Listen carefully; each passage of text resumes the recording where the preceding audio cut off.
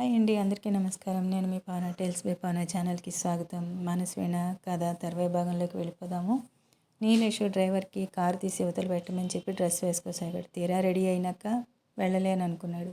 Dress మార్చి నీరసంగా మంచం మీద వాలిపోయినాడు. చిరాకుగా మళ్ళీ లేచాడు. ప్యాడ్ తీసుకుని ప్రమోద్కి ఉత్తరం రాయసాగాడు. పద్మజని తక్షణం పంపించమని. అతి త్వరలోనే ఈ పరిసరాలకు గుడ్ బై చెప్పి తామిద్దరు ఇక్కడి నుండి బయలుదేరిపోతామని రాశాడు. ప్రమోద్ గదిలో కూర్చుని కిటికీకి అవతల చెట్లలో చూస్తున్నాడు. అక్కడ పాదులు సరిచేస్తున్న తోటమాలి దగ్గర నిలబడి మాట్లాడుతున్నది పద్మజ. ప్రమోద్ చేతిలో నీలేష్ రాసిన ఉత్తరం ఉంది. 2 నిమిషాల తర్వాత పద్మజ కిటికీలోంచి కనిపించడం మానేసింది. ప్రమోద్ పరధ్యానంగా చేతిలో ఉత్తరాన్ని నలిపేసాగాడు. ఎక్కడో మినుకుమంటున్న ఆశ తను ఢిల్లీ వెళ్ళిపోయినాక నీలేష్ నుండి వచ్చిన ఉత్తరంతో ఆరిపోయింది. పద్మజ మనసును గెలుచుకున్నది ఎవరో కాదు, తన నీలేష్. ఇక కొద్ది రోజుల వాళ్ళిద్దరూ కలిసి జీవించబోతున్నారు. జీవితంలో అన్నీ పోగొట్టుకున్నంత శూన్యం నిండిపోయింది ప్రమోద్ మనసులో. అంతలో పద్మజ ఆ గదిలోకి వచ్చింది. ఇవాళ కాదు రేపంటూ రోజు నా ప్రయాణాన్ని వాయిదా వేస్తున్నారు. ఇక రేపు తప్పకుండా వెళ్ళిపోతాను అంది. మీ తోట బాగుందంటున్నారు అందరూ. ఇవాళ తీసుకెళ్లరు, మళ్ళీ మళ్ళీ వస్తానా ఏంటి అంది. రావాలంటే రాకూడదా ఏమిటి? ప్రమోద్ కంటే ఉదాసీనంగా మారిపోయింది. పద్మజ నవ్వి ఎందుకు రాకూడదు కానీ ఈరోజు తీసుకెళ్లరు అంది. సంగీతను పిలువు అన్నాడు. రానంది. సరే 10 నిమిషాల్లో తయారై వస్తాను అంటూనే ప్రమోద్ టవల్ భుజం మీద వేసుకుని పెరట్లోకి వెళ్ళాడు. ఈలోగా మరోసారి సంగీతను పిలిచింది పద్మజ. తలనొప్పిగా ఉందని రానని చెప్పింది సంగీత. 10 నిమిషాల తర్వాత భుజం మీద కండువాతో లాల్చి పంచికట్టుతో గదిలోంచి యువతలకు వచ్చాడు ప్రమోద్. మీరు పంచి కట్టుకుంటే చాలా బాగున్నారు మెచ్చుకోలుగా అంది పద్మజ. పద్మజ మాటతో ప్రమోద్ మొహం అప్రయత్నంగా ఎర్రబడింది. కానీ సమాధానం ఏది చెప్పకుండానే ముందుకు దారి తీశాడు. తోట కొంచెం దూరం ఉండగానే కారు ఆపి దిగాడు ప్రమోద్. అక్కడి నుండి దారి సరిగ్గా లేదు. అతడితో పాటు పద్మజ కూడా దిగింది. ప్రమోద్ చెయ్యెత్తి చూపెడుతూ ఇక్కడి నుండి అక్కడి దాకా మా పొలాలు, ఆ కనిపించేదే మా తోట అని చెప్పాడు. ఆ తర్వాత ఇద్దరూ నిశ్శబ్దంగా నడవసాగారు. నీరెండ పచ్చని పొలాల మీద అందంగా పరుచుకుంది. సాయంకాలపు గాలులు చాలా ప్రశాంతంగా వీస్తున్నాయి, ఆహ్లాదంగా వీస్తున్నాయి. తోటని సమీపించారు. పద్మజ ఎన్నడూ చూడని చెట్లు ఎన్నో ఉన్నాయి. పెంచిన పద్ధతి ఆకర్షణీయంగా ఉంది. పద్మజ ఎప్పుడూ చూడని రకరకాల పక్షులు చెట్లతో సందడి చేస్తున్నాయి. అడ్రంగ పిట్ట ఒకటి చెట్టు కొమ్మ మీద కూర్చుని తన పొడిగాటి ముక్కుతో టిక్కు టిక్కున పొడుస్తూ కొంది కొమ్మని. తోట మధ్యగా 2 అంతస్తులు ఉన్న చిన్న ఇల్లు, పై అంతస్తు పిట్టగోడ మీద అడవి పావురాలు బారులు తీరి కూర్చునున్నాయి. ఆ పరిసరాల సౌందర్యానికి ముగ్ధురాలైపోయింది పద్మజ. ఇంట్లోంచి 2 కుర్చీలు తెప్పించి బయట వేయించాడు ప్రమోద్. కూర్చో పద్మజ అన్నాడు. కూర్చోడానికి వచ్చానా? ఎంత చూసినా తనివి తీరడం లేదు మీ తోట. ఇదంతా మీ నాన్నగారి అంటుంటే అవును, ఆయన అభిరుచికి రూపకల్పన ఈ తోట. ఆయన ఎన్నో వ్యయ ప్రయాసలు కోర్చి ఎంతో దూరం నుంచి తెప్పించి వేశారు చెట్లు. కాసేపు కూర్చో, కాళ్ళు లేవడం లేదా అన్నాడు ప్రమోద్. కూర్చుండే పొద్దెక్కడుంది, కాస్త తిరిగి చూడనీయండి అంటూనే కుర్చీలో కూర్చుంది పద్మజ. నౌకరు కొబ్బరి బండాలు కొట్టి తెచ్చాడు. అవి తాగేసి మళ్ళీ తిరిగి లేచింది. వంటకాలువ పక్కన నడుస్తున్న పద్మజను అనుసరించాడు ప్రమోద్. నీరెండలో పోతపోసిన బంగారు విగ్రహంలో మెరిసిపోతున్నది పద్మజ. సెగలోంచి విడిపడిన వెంట్రుకలు చెంపల మీద అందంగా కదులుతున్నాయి. ప్రమోద్ బలవంతంగా ఒక నిట్టూర్పు అణుచుకున్నాడు. ఈ రూపాన్ని ప్రేమించి తనెంత దుఃఖానికి లోను కావాల్సి వచ్చింది. ఏదో అడగాలని వెనక్కి తిరిగిన పద్మజ అతడు తనకు చాలా దూరంలో కూర్చుండిపోయి అన్యమస్కంగా కాలువలోకి చిన్న చిన్న రాళ్ళు విసురుతుండడం చూసింది. ప్రమోద్లో వ్యక్తమవుతున్న ఉదాసీనత పద్మజ దృష్టిలో పడకపోలేదు. ఏదో ఒక మాట విసిరి కవ్వించి అతను ఈసారి ఎంత మర్యాదగా నేర్చి ఉన్నాడు. గంభీరంగా మౌనంగా ఉండిపోతున్నాడు. పద్మజ వెనక్కి తిరిగి అతడి దగ్గరికి వచ్చింది. అతడికి కొంచెం దూరంగా పద్మజ తాను కూర్చుండిపోయి కాలువ నీళ్ళల్లో పాదాలు ముంచుతోంది. రేపు నేను వెళ్ళిపోతున్నాను. మనసు విప్పి మాట్లాడండి ప్రమోద్ గారు. ఈ మౌనం మీకు తగినట్టుగా లేదు. నువ్వు ఉన్నందుకు ఎంత నిశ్చింతగా ఉంది నాకు. నౌకర్లకు పనులు ఎవరు పురమాయిస్తున్నారో, వేళకు టేబుల్ మీదకి నాకు ఇష్టమైన పదార్థాలు ఎలా వస్తున్నాయో ఆలోచించే అవసరమే కలగలేదు. రేపటి నుండి ఇవన్నీ నేను చూసుకోవాలి కాబోలు అన్నాడు. వంటవాళ్ళు ఉన్నారు, పనివాళ్ళు ఉన్నారు, చెప్పి చేయించడానికి సంగీతం ఉంటుంది.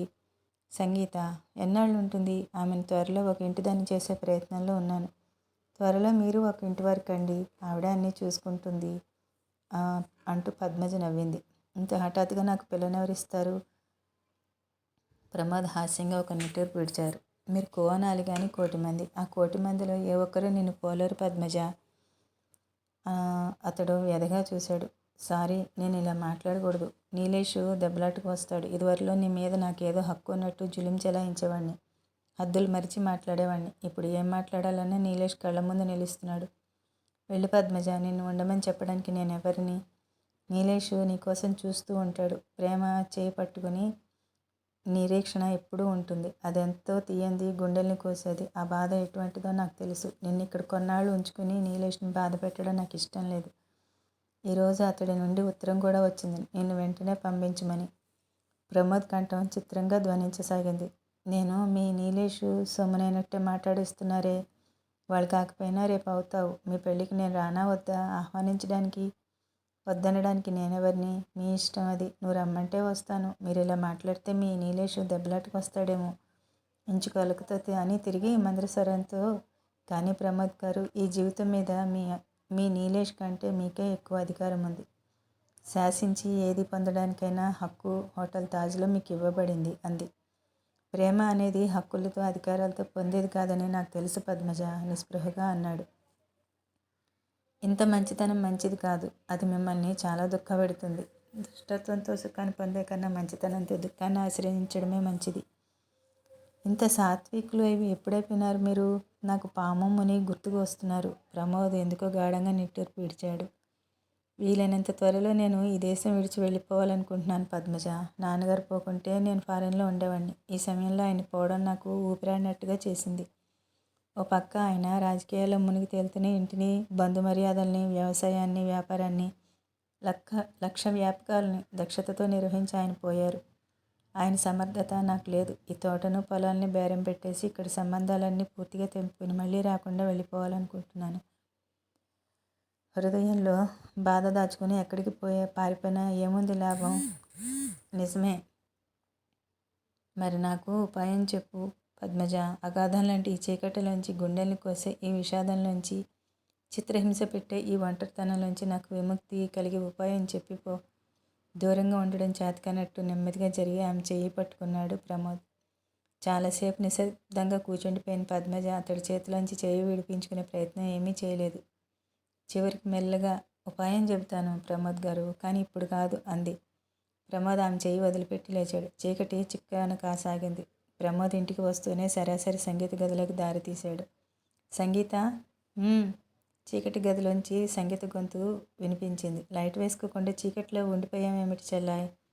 ప్రమోద్ లైట్ వేశాడు. సంగీత మంచం మీద పడుకుని ఉంది. ప్రమోద్ ఉపోద్ఘాతం లేకుండా సూటిగా ప్రారంభించాడు. అక్కడున్న కుర్చీ ఒకటి లాక్కొని కూర్చుని, వారం 15 రోజుల్లో నేను వెళ్ళిపోవాలి సంగీత. నిన్నెక్కడ ఉంచాలో నాకు తోచటం లేదు. అత్తయ్య దగ్గరికి వెళ్తావా తల్లి? తండ్రి అన్నీ తానే అయి మనల్ని పెంచిన నాన్నగారు పోయినారు. సంగీత. నాన్న ఏ ఆరాటంతో కళ్ళు మూసాడో అది వీలైనంత త్వరలో చేస్తే ఆయన ఆత్మకు శాంతి కలుగజేస్తుంది. ఈ డాక్టర్ సంబంధం కాకపోతే మరొకటి చెప్పు, చూడమంటావా అన్నాడు. అన్నిటికీ ఊహు అంటే ఎలా చెప్పు? నీ మనసులో ఉద్దేశం నాకు ఎలా తెలుస్తుంది? నేను పెళ్లి చేసుకోను. చేసుకోక ఏం చేస్తావు? ఆశ్చర్యంగా అడిగాడు ప్రమోద్. ఇదివరకు ఈ అభిప్రాయం ఉండేది కాదు కదా? ఉండేది కాదు, ఇప్పుడుంది. కారణం తెలుసుకోవచ్చా? చేసుకోవాలనిపించడం లేదు. లేదంతే. ఎందుకు? నీలేష్తో ఊహించుకున్న జీవితాన్ని మరొకరితో పంచుకోలేనన్నయ్యా. ఈ జన్మ ఇలా గడిచిపోవాల్సిందే. జీవితం అంతా ఒంటరిని కాను నేను. నువ్వు పెళ్లి చేసుకోవా? నీ దగ్గర ఉంటాను. వదిన తోడుంటుంది. పిచ్చి ఆలోచన సంగీత. ఏ వదిననో తోడు చేసుకోవాల్సిన వయసు అనేది. త్వరగా నిన్ను ఇంటిదాన్ని చేస్తే తప్ప నా బాధ్యత తీరదమ్మా. త్వరగా నీ మనసు మార్చుకుంటే నా బరువు తగ్గించిన దానివి అవుతావు అన్నాడు. అప్పుడే నీకు అంత బరువైపోయానా అన్నయ్య? సంగీత ఏడుపు గొంతుతో అనింది. ప్రమోద్ చలించిపోయాడు. ఇది బరువు కాదమ్మా, బాధ్యత అన్నాడు ఆర్ద్రస్వరాన. ఉదయం ప్రమోద్కి టీ తీసుకువచ్చింది పద్మజ. ఇవాళ నాతో సంగీతను తీసుకువెళ్తాను అంది. ఎందుకు? 2 రోజులు వాళ్ళ మేనత్త దగ్గరే ఉండి వస్తుంది. అది రాదు. మొన్న అత్త పిలిచినా రానని చెప్పింది. సంగీతను ఒప్పించి నాతో తీసుకువెళ్తాను. మీకు అభ్యంతరం ఉండదు కదా అని అంది. అదెందుకు నీతో మీ అనురాగ సరాగాలు చూసి బోరుమని ఏడవడానిక? ఆ కుళ్ళి కుళ్ళి చచ్చేదేదో ఇక్కడే చావని అన్నాడు. అబ్బా, ఎంత కోపం మీకు నా మీద! నవ్వుతూనే అక్కడి నుండి వెళ్ళిపోయింది పద్మజ. ఒంటరిగా ఉండి నీ దుఃఖం రెట్టింపు చేసుకోవడమేగా. 4 రోజులుండి వచ్చేద్దు గాని నా ప్రయాణం కా సంగీత. నాకు ఆ ఇంటికి రుణం తీరిపోయింది. అదెలా తీరిపోతుంది? ఆ ముఖం చూడాలంటేనే నాకు అసహ్యం. పుట్టుకతో వస్తాయి బుద్ధులు అన్న మాట నిజం చేశాడు. ఆ ముఖం చూడడానికి నాకు అసహ్యమేమో కానీ అదే ఆ మొహమే సదా హృదయంలో నాట్యమాడుతున్న సంగతి నాకు తెలుసు. కంసుడు కృష్ణుని ద్వేషిస్తూనే నిద్రలో మెలకువలో స్మరిస్తూనే ఆ పరమాత్మలో ఐక్యమైపోయాడట. నిన్ను చూస్తుంటే నాకు ఆ కంసుడు కాదు గుర్తొస్తోంది. బాగా గుర్తుకు వచ్చాడు కానీ నన్ను విసిగించక వెళ్ళు. నిన్ను నాతో తీసుకువెళ్ళందే వదలను. ఇంకా నన్ను ఏడిపించడానికా? జరిగింది చాలదా? మర్చిపోయిన నీ నవ్వును తిరిగి నీకు నేర్పడానికి. నువ్వు ఇలా మూగబోవడం నాకు బాగుండదు. నేను ఎలా ఏడిస్తే నీకెందుకు? నువ్వా నీలేష్తో ఊరేగుతుంటే నేను అడ్డు వచ్చేసి హీనరాలు నన్ను కాదు తెలుసా? ఆ ఎత్తి పడుపుకి పద్మజ మొహం చిన్నబోయింది. అయినా పెదవుల మీద చిరునవ్వు చెదరకుండా నేను కూడా అంత హీనరాల్ని కానమ్మా సంగీత. అన్యాయంగా ఎవరికో చెందాల్సిన స్థానాన్ని ఆక్రమించుకొని నేనేం సుఖపడతాను? ఆ చోటు ఇంకా ఖాళీగానే ఉంది. అది నీకోసమే కానీ మరెవరి కోసమూ కాదు. చిచి, ఇంకెక్కడికి స్థలం? అది ఎప్పుడో కలుషితమైపోయింది. మనసులో చోటు మరొకరు దయ్యాక జీవితంలో చోటు ఎవరికి కావాలి? అసలు అతడిని ఎవరు పెళ్లి చేసుకుంటారు? లేచిపోయింది దాని కొడుకు, విధవ కొడుకు, వేశ్య కొడుకు. ఏది పడితే అది అందుకునే గతి పట్టదులే నాకు. అతడు నీ పోటీ వాళ్ళకే సరిపోతాడు. ఇన్ని మాటలు నువ్వు మనస్ఫూర్తిగానే అంటున్నావా సంగీత? ఈ మాటలన్నీ మీ బావ కళ్ళలోకి చూస్తాను, అప్పుడు నమ్ముతాను. అతడు నాకు బావ ఎలా అవుతాడు? అతడి మరదళ్ళు ఎక్కడో ఉంటాడు. అతడిని మనసారా ప్రేమిస్తున్నారే ఇంత నీచంగా చిత్రించడం నాకు బాధగా ఉంది. ఇదే న్యూన్యతతో అతడు కుమిలిపోతున్నాడు. అతడి న్యూన్యతను పోగొట్టి తమలో పూర్వంలో కలుపుకోవాల్సిన వాళ్ళు అతడిని దూరంగా నిలబెట్టి అతడంతా అసహ్యాన్ని పెంచుకోవడం చూస్తుంటే అసహ్యాన్ని పెంచుకోవటమే తప్ప నేను అతడిని మర్చిపోలేను. మర్చిపోకపోతే బతకలేను. నిజంగా నాకు అసహ్యం ఎందుకు కలగడం లేదో ఆశ్చర్యంగా ఉంది. నన్ను అతడు కోరడం లేదని తెలిసి అతడినే నా మనసు ఎందుకు కోరుతుందో తెలియడం లేదు. నా అభిమానం ఎక్కడ చచ్చిపోయిందో తెలియడం లేదు. ఇదంతా నా స్వభావానికి వ్యతిరేకం. ఇటువంటి బలహీనతకు నా మనసు ఎప్పుడు లొంగిపోయింది కాదు. ఆవేశంతో దుఃఖంతో అంది సంగీత. ఇది బలహీనత కాదు, ప్రేమలో ఉండే మహత్యం. నువ్వు ఎంత లోకుగా చూడాలన్నా చూడలేవు, మర్చిపోవాలనుకుంటే మర్చిపోలేవు సంగీత.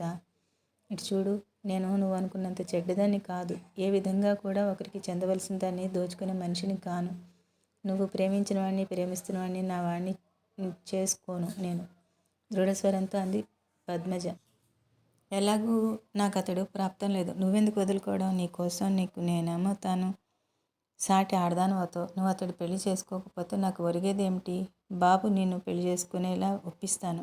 నువ్వు చెబితే వింటాడా? అతడి ప్రేమకు పరీక్ష ఇది. అతడు నిజంగా నన్ను ప్రేమిస్తుంటే నా మాట కాదనడు. మాట కోసం పెళ్లి చేసుకునే వాడితో నేనేం సుఖపడతాను?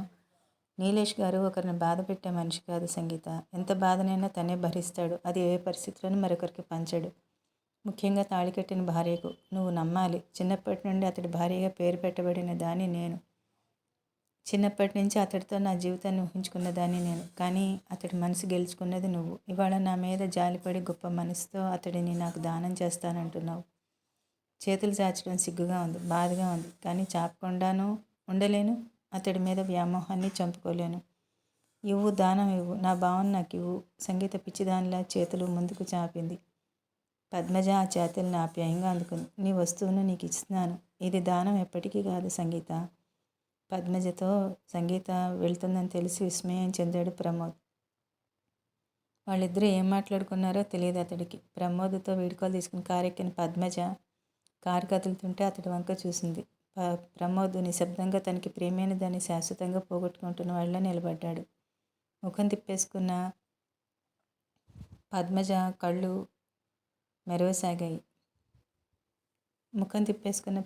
కళ్ళలో నీళ్లు మెరవసాగాయి. ఫ్రెండ్స్, అప్డేట్ నచ్చిందంటే లైక్ చేయండి, కామెంట్ చేయండి, షేర్ చేయండి. అలాగే మర్చిపోకుండా సబ్స్క్రైబ్ చేసుకోండి. Thank you for watching.